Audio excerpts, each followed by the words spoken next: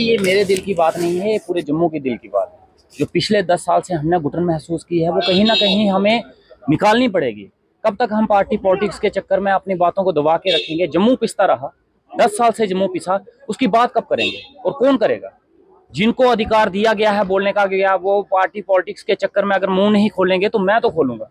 मैं अपना फर्ज निभाने यहाँ पे आया हूँ और मैं वो बात करूंगा। जो 10 साल हमारे हम पे बीते हैं उसका हिसाब किताब कौन देगा? वो चर्चा क्यों नहीं की जाती असेंबली में? उसके बारे में बात क्यों नहीं की जाती?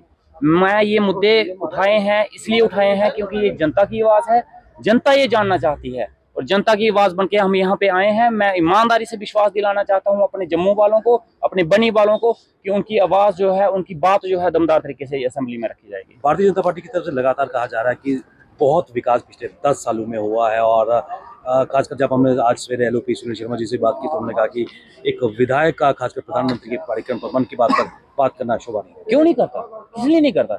जवाबदेही हमारे प्रधानमंत्री की भी तो है, वो भी लोगों के नुमाइंदे हैं, लोगों की तरह से चुने गए हैं, उनको वोट भी हम लोगों ने दिए हैं। जो एमपी यहाँ से जीत के गए हैं वो भी बनी बिलावर कॉन्स्टिट्यूंसी से जीते हैं, उनको वोट हमने दिया है। क्यों नहीं पूछे हम? और मेरा सवाल प्रधानमंत्री मोदी जी से नहीं था, उन्होंने ध्यान से नहीं सुना।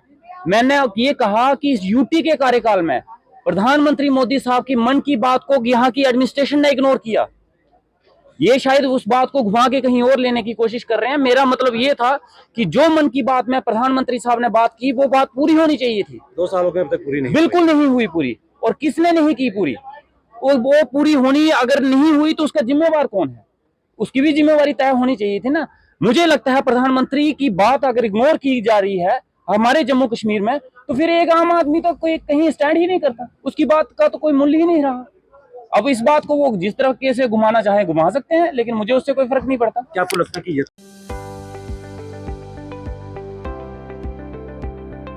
अगर आप अपने बच्चे के लिए ढूंढ रहे हैं एक स्पेशल और बेस्ट स्कूल, तो स्टीफेंस इंटरनेशनल स्कूल है परफेक्ट चॉइस।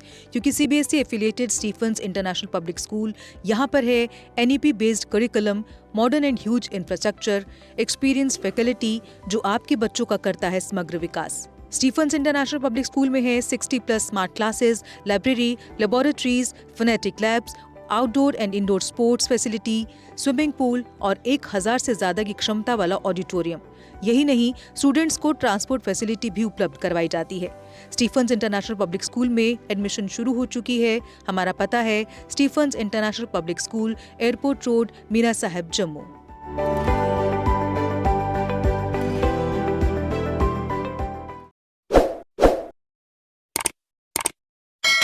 जम्मू कश्मीर की खबरों के लिए जुड़े रहिए जीके अपडेट के साथ।